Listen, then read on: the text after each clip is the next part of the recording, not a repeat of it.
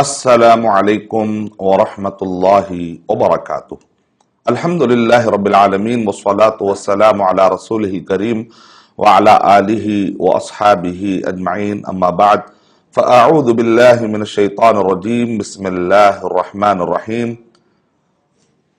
من اجل ذلك كتبنا على بني اسرائیل انه من قتل نفسا بغیر نفس او فساد في الارض فكأنما قتل الناس جميعا ومن أحياها فكأنما أحيا الناس جميعا ولقد جاءتهم رسلنا بالبينات ثم إن كثيرا منهم بعد ذلك في الأرض لمسرفون رب اشرح لي صدري ويسر لي أمري واحلل عقدة من لساني يفقه قولي۔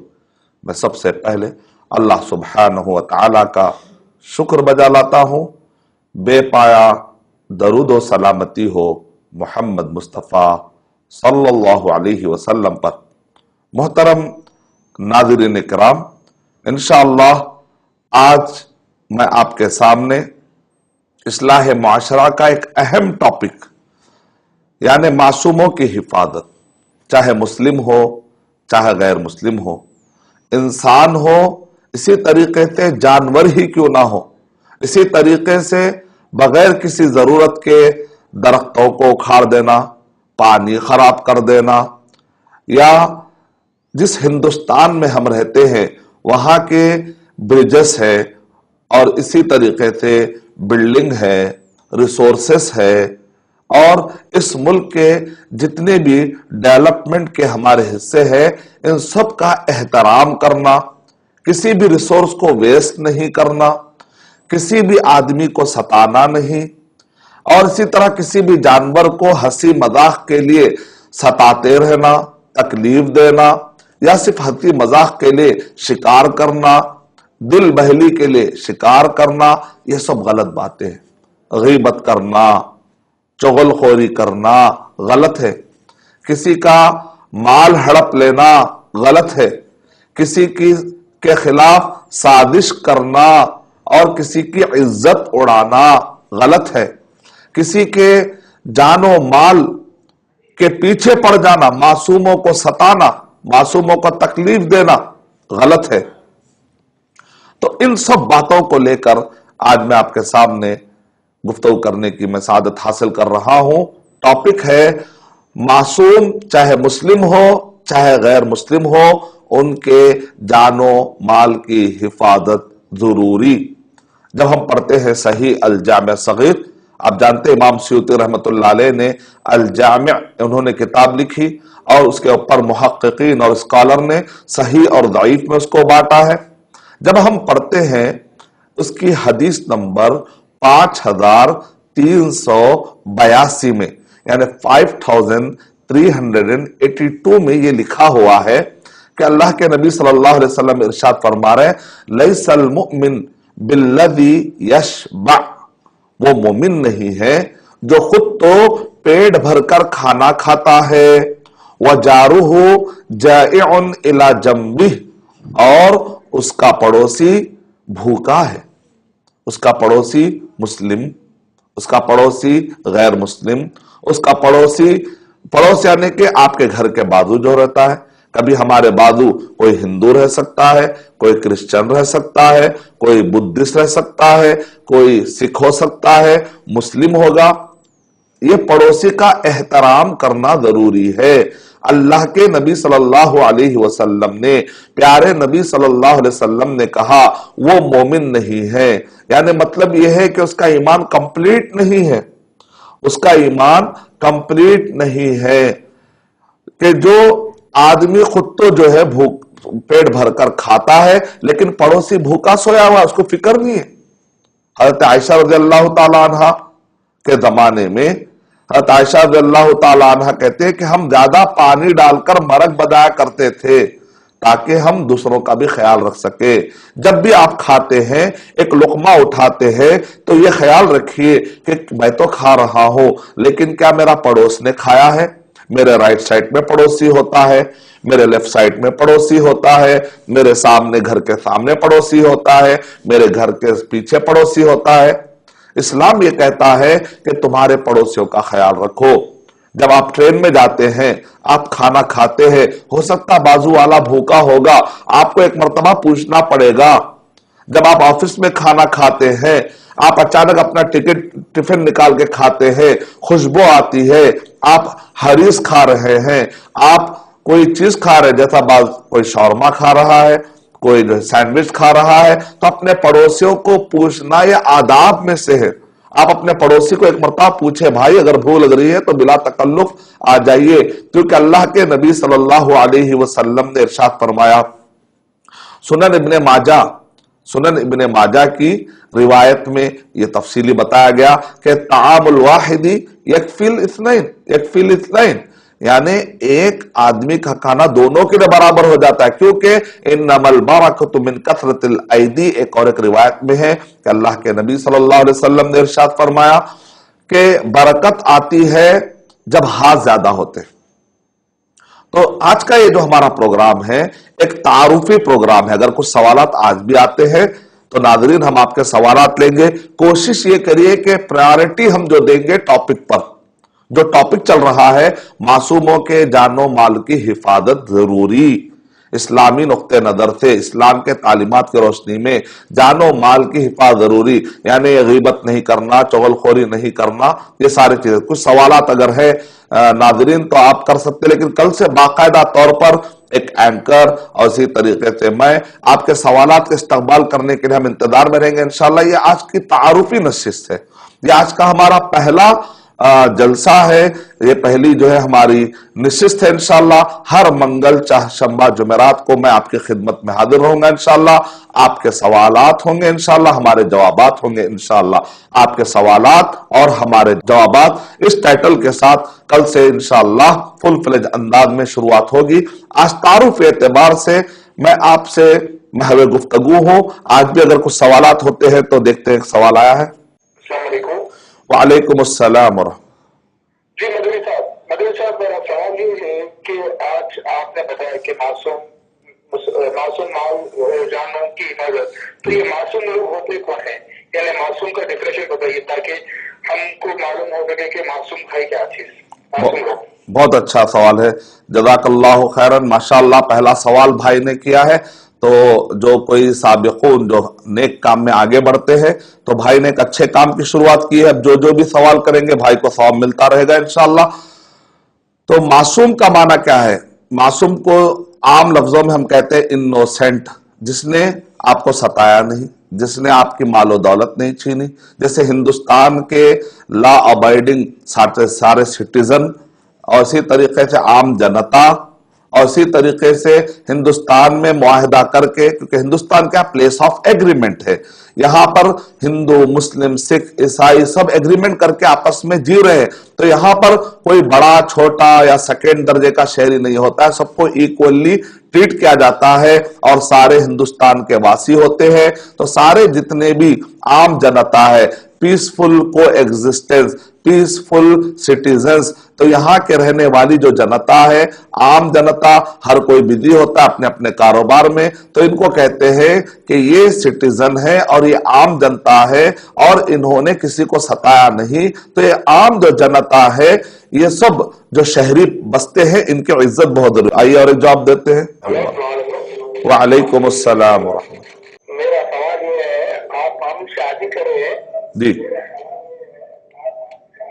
شادی کرنے کے بعد کیا جوڑے کے رقم دیتے ہوئے جب وہ مہر کے پیسے ہے، جی، تو مہر کے پیسے کیا بولے تو بیوی کے دینے کا ادھار لکھے سے ہے، جی، ادھار لکھے سے ہے، ادھار لکھے، پیسہ حاصل کرنا، وہ جو مہر کے پیسے ہیں ادھار لکھے ہے۔ اچھا، اگر کچھ بچی کے ساتھ دینا ہے کیا طریقے سے ویسا دینا ہے، یہ معلوم کر دینا، اچھی بات۔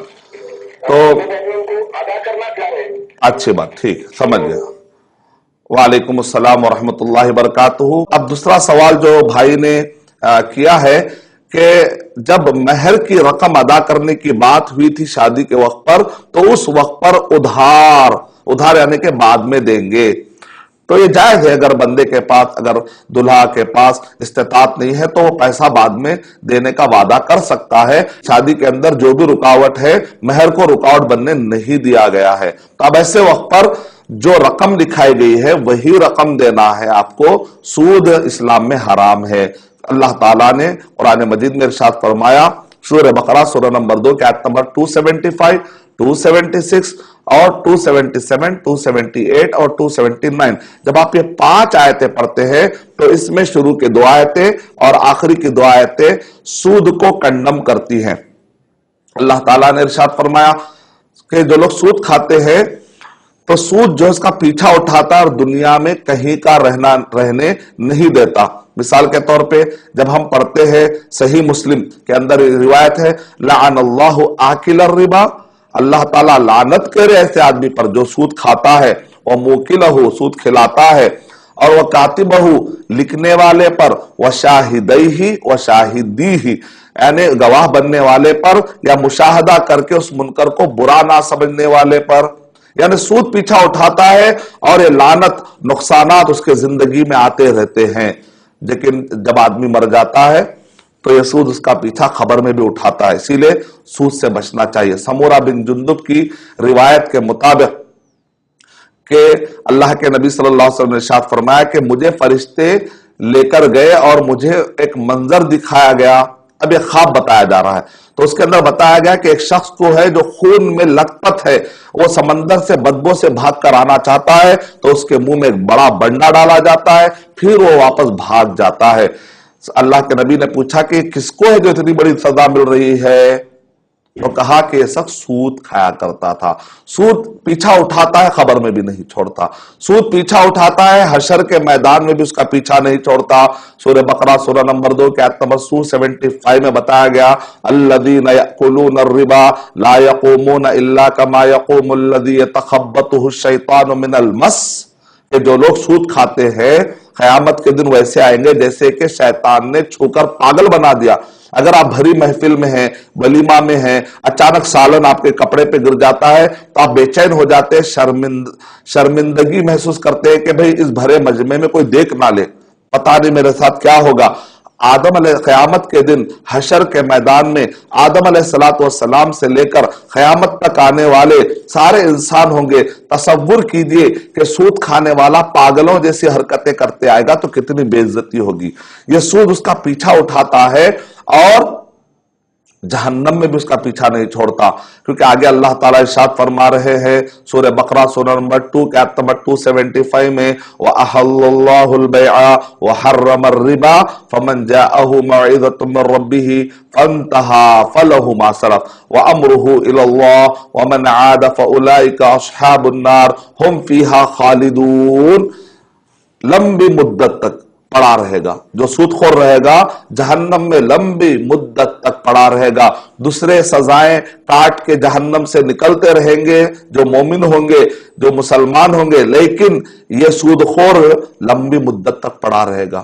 دیکھا آپ نے، یمحق اللہ، آگے اللہ تعالیٰ ارشاد فرما رہے ہیں، یمحق اللہ الربا ویربی الصدقات، اللہ تعالیٰ سود کو مار کر رہیں گے۔ حدیث میں ہے کتنا بھی آگے بڑھ جائے لیکن اینڈ میں اس کو قلت کا سامنا کرنا پڑے گا، کمی کا سامنا کرنا پڑے گا، صحت کا پرابلم آ سکتا ہے، اس کو برکت کا پرابلم آ سکتا ہے، اس کو نقصان کا پرابلم آ سکتا ہے، وہ اچھا رہے گا لیکن ذہنی سکون اس کا اجڑ جائے گا۔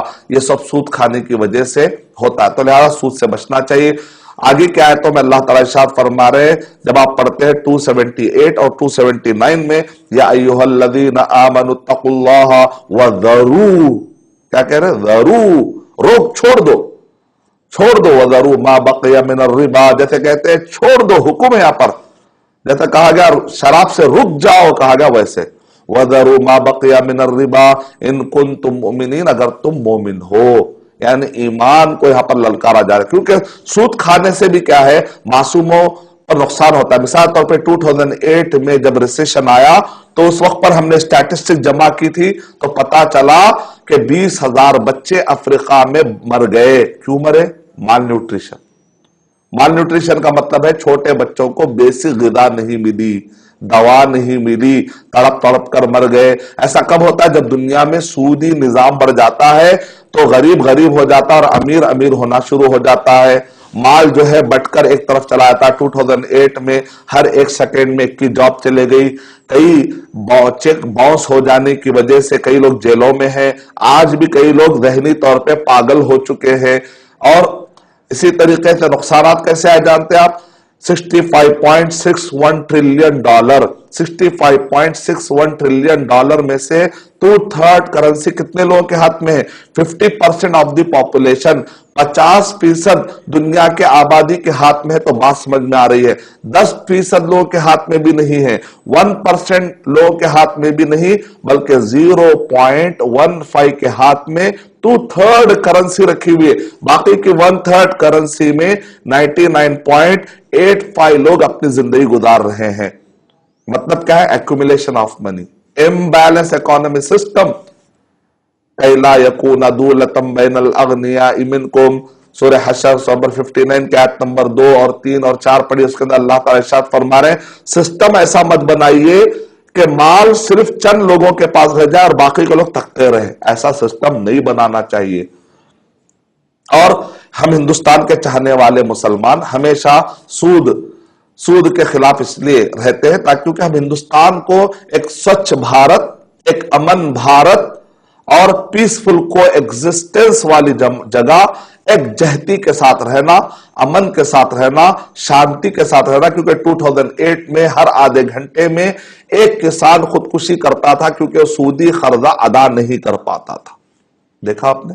تو ہندوستان کو اگر امن چاہیے تو ہم مسلمان یہاں پر اس کنٹری کو بہت چاہتے ہیں، اس وجہ یہاں کے جان و مال کی حفاظت کرنا ہمارے اوپر ضروری ہے۔ پیسے اوپر سود کے ہر لین دین سے ہم اپنے آپ کو بری رکھنا چاہیے۔ 2008 کی رپورٹ RBI کے رپورٹ کے مطابق یہ ہے کہ ہندوستان نے فارن سورسز سے $201.4 بلین کا قرضہ لیا، جس پر انڈیا کو $16 بلین سود ادا کرنا ہے۔ اس کا مطلب غریب غریب ہو جاتا ہے اور امیر امیر ہوتا چلاتا ہے۔ جواہر لال نہرو جی نے ایک ٹرم قائم کیا تھا، third world country. Third world country کا مطلب ہوتا ہے کہ جو سود کی وجہ سے دب گئے، ترقی کرنا مشکل ہو گیا۔ اور اس کے اندر کتنے کنٹریز سے آپ جانتے ہیں؟ 155 کنٹریز کو تھرڈ ورلڈ کنٹری کہا جاتا ہے۔ 2008 کیوں میں 2008 کہہ رہا ہوں؟ کیونکہ اس وقت پر ریسیشن، اس وقت پر مندی، اس وقت کے اوپر معاشی بحران پیک پر تھا۔ ریسیشن کا مطلب ہے products are there but there is no buyer to buy it. اور اسی طرح انفلیشن کا مطلب ہوتا ہے product are there but they are very expensive. Inflation بھی غلط ہے، ڈیفلیشن بھی غلط ہے۔ اور کریڈٹ کرنچ کا مطلب ہے کہ project are there but there are no financer to finance it. کیونکہ لیمن بردرز ہو، AIG ہو، یہ سارے کے سارے گرے تو ان کے ساتھ ساتھ سارے بینک گر گئے۔ آئیے دیکھتے ہیں اور ایک سوال کیا ہے۔ السلام علیکم۔ وعلیکم السلام ورحمۃ۔ جی شیخ صاحب، میرا سوال یہ ہے کہ اسلام میں معصوموں پر ظلم کرنا کیسا ہے؟ جی وعلیکم السلام ورحمۃ اللہ وبرکاتہ۔ میرے بھائی، سورہ مائدہ سورہ نمبر 5 کی آیت نمبر 32 جب ہم پڑھتے ہیں تو ہمیں جواب ملتا ہے اس بات کا کہ ایک معصوم کو ستانے کی کتنی سزا ملتی ہے۔ آپ اندازہ لگائیے کہ اللہ تعالیٰ اس آیت میں ارشاد فرما رہے ہیں کہ اگر کسی نے ایک معصوم کو مارا تو پورے انسانوں کو مارنے کا گناہ لکھا جائے۔ اب بتائیے کون ایسا مسلمان ہوگا جو آخرت میں اتنا بڑا گناہ اپنے سر پر لے کر اٹھنا پسند کرے گا؟ اور اسی طریقے سے اگر آپ پڑھتے ہیں صحیح بخاری کے آیت حدیث نمبر 6924 میں یہ لکھا ہوا ہے من قتل معاہدا لم یرہ رائحۃ الجنہ، کہ جو کوئی ایگریمنٹ کیے ہوئے کسی بھی شہری کو، کسی بھی معصوم کو اگر کوئی مار دیتا ہے، آج کل کیا ہوتا ہے قتل کی سازش کرتے ہیں لوگ، غیبتیں کرتے ہیں، چغل خوری کرتے ہیں، نیگیٹو پروپیگنڈا کرتے ہیں، تو آپ کسی معصوم کو کیوں ستا رہے؟ جس نے قتل کر دیا کسی بھی ایگریمنٹ کیے ہوئے معصوم کو، لم یرہ رائحۃ الجنہ، تو جنت کی خوشبو تک بھی نہیں سونگے گا، وہ جنت کی خوشبو تک بھی نہیں سونگے گا۔ یعنی مطلب یہ ہے کہ جنت میں جانا تو دور کی بات ہے، وہ جنت کی خوشبو بھی نہیں سونگے گا۔ تو یہ سزا ہے۔ اور ایک اللہ کے نبی صلی اللہ علیہ وسلم نے، جیسا میں نے کتاب لکھی معصوم، اسلام میں معصوم مسلم اور غیر مسلم کے جان و مال کی حفاظت ضرور، یہ خطبہ جمعہ تھا جس کو ہمارے ساتھیوں نے جمع کیا ہے۔ تو آپ یہ asmadani.com پر انشاءاللہ آپ کو یہ کتابیں ملتے رہیں گی۔ اور اللہ کے نبی صلی اللہ علیہ وسلم نے کیا ارشاد فرمایا؟ صحیح مسلم حدیث نمبر 46 میں ہے، لا يدخل الجنت من لا یأمن جارہ بوائقہ، وہ جنت میں نہیں جائے گا جس کا پڑوسی اس کے تکلیفوں سے محفوظ نہیں رہتا۔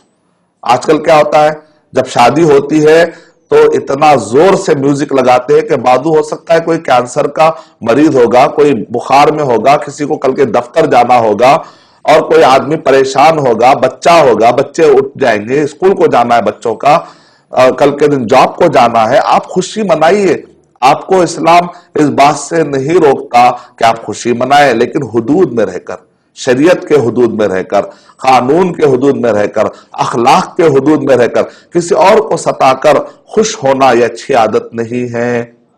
تو اس وجہ سے اللہ کے نبی صلی اللہ علیہ وسلم نے کیا ارشاد فرمایا؟ آدمی جنت میں نہیں جائے گا، پہلے وہلہ میں، پہلے مرحلے میں جنت میں نہیں جائے گا ایسا آدمی جو لوگوں کو، اس کے پڑوسی اس سے جو ہے محفوظ نہیں ہوتے۔ مسلمان کون ہے؟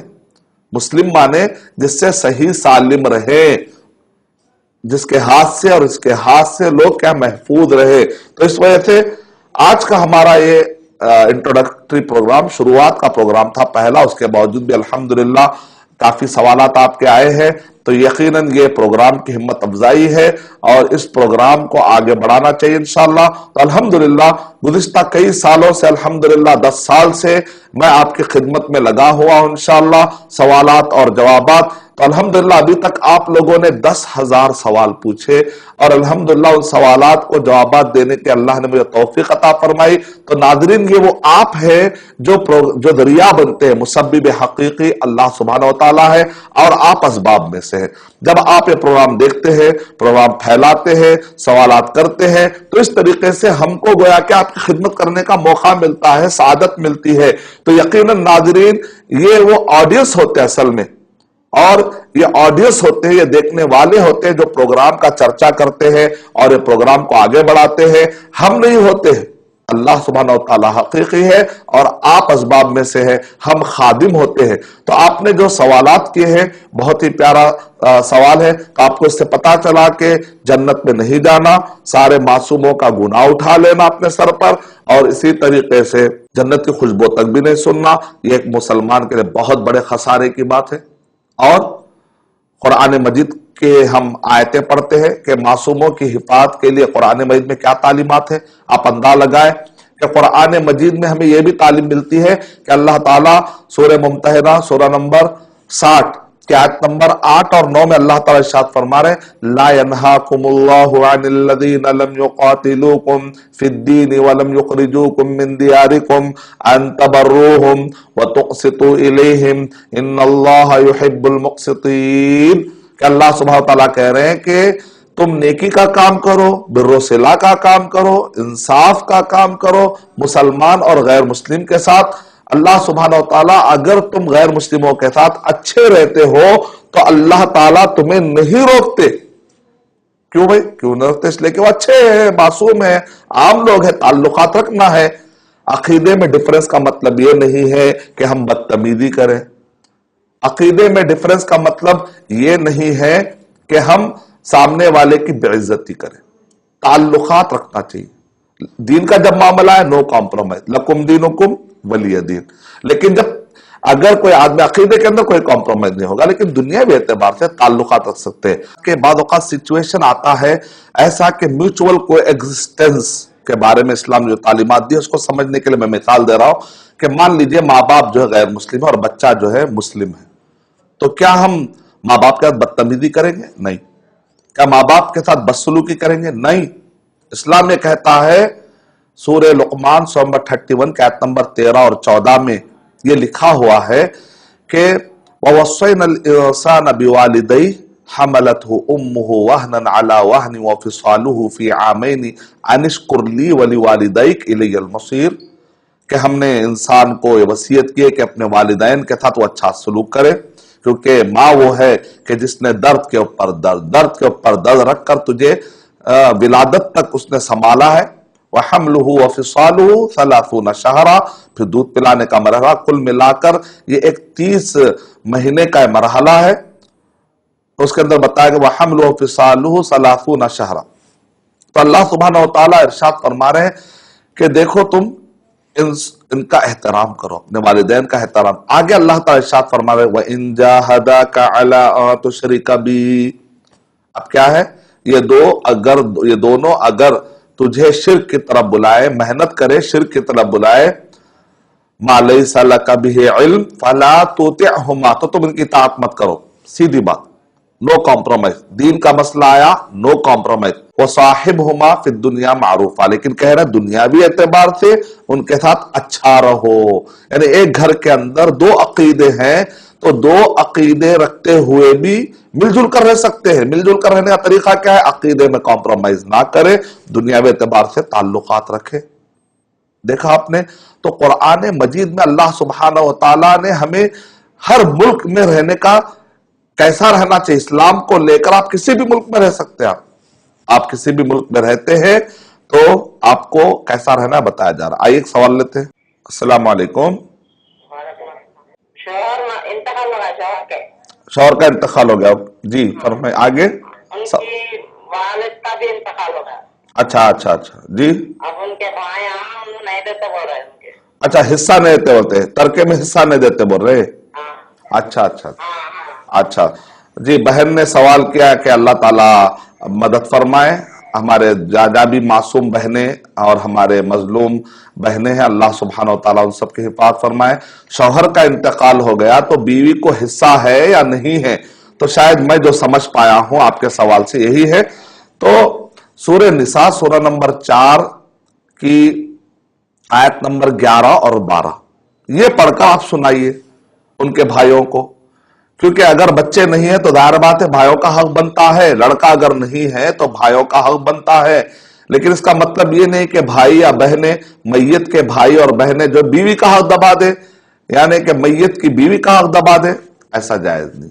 تو اسی لیے آپ چاہیے کہ آپ ایک امام صاحب کو لائیں اور لا کر گھر میں تصفیہ کرائیں، بہتر ہے، قاضی بنائیں ان کو، گھر کے اندر مسئلہ حل کریے، باہر لے جا کر اپنی عزتوں کو اور اپنی آبرو کو خراب نہ کرے آپس میں، کیونکہ پراپرٹی کا بٹوارا کرنا ہے، خاندان کا بٹوارا نہیں، ہماری عزت روڈ پر لا کر نہیں، کیونکہ ہم جو کپڑے ہمارے جسم کے اندر کے ہوتے اس کو چھپا کر دھوتے، یعنی گھر کے مسئلوں کو ہم گھر میں ہی صاف کریں۔ تو ان کو یہ آیتیں سنائیے، سورہ نساء سورہ نمبر 4 کی آیت نمبر 11 اور 12، اس کے اندر ہے اللہ تعالیٰ ارشاد فرما رہے وَلَهُنَّ الثُّمُنُ مِمَّا تَرَكْتُمْ إِن لَّمْ يَكُن لَّكُمْ وَلَدٌ، اگر تمہارے لیے لڑکے نہ ہو۔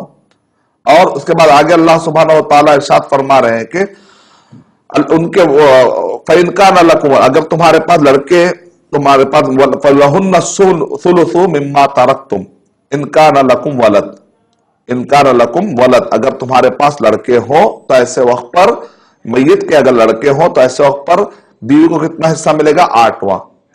فَإِن كَانَ لَكُمْ وَلَدٌ، اگر تمہارے پاس لڑکے ہوتے ہیں تو پھر کہا گیا کہ عورتوں کے لیے 4تھا حصہ ملے گا۔ تو سورہ نساء ایک مرتبہ آپ پڑھ لیجئے، اپنا حق کیا ہے لکھیے اور لکھ کر بھائیوں کو بتا دیجئے، اس کے بعد اگر وہ نہیں دیتے تو اللہ سبحانہ وتعالی حسبنا اللہ ونعم الوکیل پڑھتے جائیے، ہو سکتا ہے کہ بھائیوں کو ڈر پیدا ہو جائے۔ جی وعلیکم السلام۔ جی میرا سوال یہ ہے کہ رشتوں کے تعلق سے پوچھنے کا تھا آپ سے۔ جی بچی کلاس سے میں وہاں بات کروں، بہت کوشش کر رہی ہوں، آتے چلے جاتے جب یہ میرے کو کچھ وظیفہ یا بولی ہے آپ سے، میں پریشان ہوں میں رشتوں کے واسطے۔ اچھی بات، اللہ تعالیٰ رحم کرے، ہماری امت کی مائیں اور بہنیں کافی تکلیف میں ہیں، یہ جہیز کی وجہ سے یہ سب ہو رہا ہے اور یہ بیجا رسم و رواجوں کی وجہ سے ہو رہا ہے۔ اللہ تعالیٰ توفیق دے، دماغوں کو کھولے۔ ہمارے مسلمان جو امت کے لیے رحمت ہے، کنتم خیر امت، خیر امت کہا گیا جن کو، ہم ایک رحمت للعالمین کو ماننے والی قوم، وما ارسلناک الا رحمت للعالمین، ہمارے رب رحمان و رحیم، لیکن مسلمانوں میں ہمدردی کہاں چلے گئی، رحمت کا مادہ کہاں چلا گیا؟ ارحموا من فی الارض یرحمکم من فی السماء۔ اللہ تعالیٰ کے پاس رحمت چاہیے تو لوگوں پر بھی رحمت کرو، لوگوں پر مرسی کا کام کرو۔ تو بہن نے کہا کہ کچھ وظیفہ بتاؤ۔ دیکھیں بہن، کبھی معاشرے کے غلط عادتیں معاشرے میں غلط ہے، جیسے جہیز وغیرہ، اس کی وجہ سے بھی رکاوٹیں ہوتی ہیں، تو آپ کو معاشرے کے اندر آپ کے گھر میں بیان کا ایک عالمہ کو بلائیے اور وہاں پر بیان رکھائیے، اور آپ کے گھر سے پورے گلی اور محلے میں لوگوں کو بیانات اور اصلاح معاشرہ کے جگہ جگہ حلقے قائم ہونا چاہیے انشاءاللہ۔ تو یہ ایک حل ہے۔ دوسرا حل یہ ہے کہ بعض اوقات شادی نہیں ہونے کی وجہ کیا ہے، جن جو ہے نظر بد لگا دیتے ہیں، جن جو رکاوٹ ڈالتے ہیں، تو اس وجہ سے جو ہے نظر بد بھی لگی ہوگی، تو اپنی بچی کو آپ نظر بد کی دعائیں پڑھ کر پھونکے، بچی کو کہیے کہ نظر بد کی دعائیں، اللہ اعوذکما بکلمات اللہ التامات من شر کل شیطان وہامۃ ومن کل عین لامہ، اللہم اذهب حرها ومرضها وبردها واعوذها بکلمات اللہ التامات من شر کل شیطان وہامۃ ومن کل عین لامہ۔ تو نظر بد کی دعائیں ہیں۔ وَيَكَادُ الَّذِينَ كَفَرُوا لَيُزْلِقُونَكَ بِأَبْصَارِهِمْ لَمَّا سَمِعُوا الذِّكْرَ وَيَقُولُونَ إِنَّهُ لَمَجْنُونَ۔ اگر آپ پڑھتے ہیں سورہ قلم کے آخری آیتیں ہیں، یہ بھی نظر بد کی توڑ ہے، اس کے اندر خل کے سورہ نظر بد کی توڑ ہے۔